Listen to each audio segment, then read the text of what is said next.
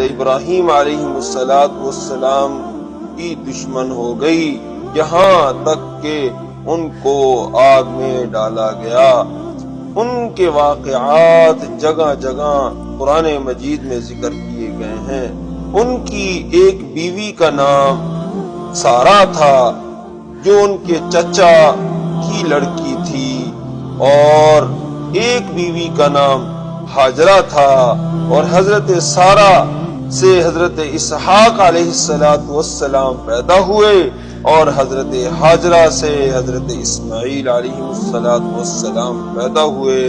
حضرت ہاجرہ وہی ہیں جنہوں نے مکہ معظمہ یعنی مکہ المکرمہ کے چٹیل میدان میں بحکم الہی اللہ تعالی کے حکم پر چھوڑ دیا تھا۔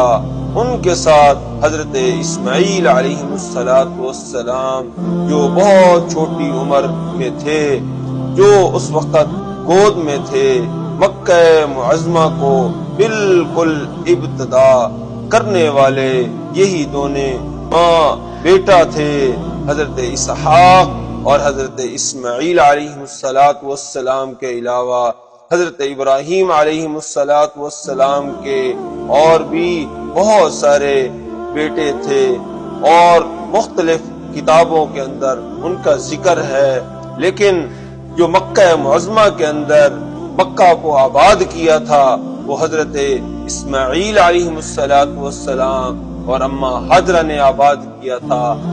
اللہ تعالی ہمیں اس آیات بینات کو سمجھنے کی توفیق عطا فرمائے۔